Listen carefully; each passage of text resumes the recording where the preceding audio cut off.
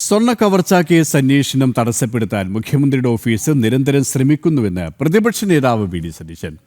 CPM ബന്ധമുള്ള 2 ഉദ്യോഗസ്ഥരെ അന്വേഷണ സംഘത്തിൽ ഉൾപ്പെടുത്തി. CPM നേതാക്കളെ രക്ഷിക്കുന്നതിനു വേണ്ടിയുള്ള ശ്രമമാണ് സർക്കാർ നടത്തുന്നത്.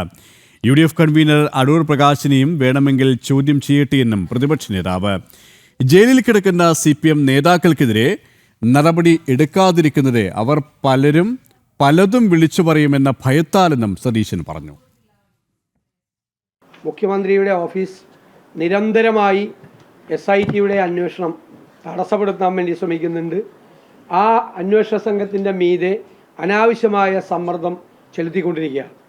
ഇപ്പോഴും അവസാനം 2 പോലീസ് ഉദ്യോഗസ്ഥന്മാരെ SITയിലേക്ക് പ്രവേശിപ്പിക്കാൻ അവർക്ക് 2 പേർക്കും പരസ്യമായ CPM ബന്ധമുള്ള ആളുകളാണ്. CPM ബന്ധമുള്ള ചില പോലീസ് ഉദ്യോഗസ്ഥരുടെ സഹായത്തോടു കൂടി SITയിൽ കടന്നു കയറി SITയുടെ അന്വേഷണത്തിൻ്റെ രഹസ്യങ്ങൾ CPMന് ചോർത്തി കൊടുക്കാൻ വേണ്ടിയിട്ടുള്ള ശ്രമമാണ് നടക്കുന്നത്. ഉണ്ണികൃഷ്ണൻ പോറ്റിയുടെ കൂടെ ഫോട്ടോ എടുത്തവരല്ലല്ലോ അന്വേഷിക്കുന്നത്. പല ക്രിമിനലുകൾക്കും പല കുഴപ്പക്കാർക്കും ഒക്കെ പലരുടെയും കൂടെ നിന്ന് ഫോട്ടോ എടുത്തതാണ്. ഫോട്ടോ എടുത്തവരെയൊക്കെ പ്രതികളാകാൻ പറ്റുമോ?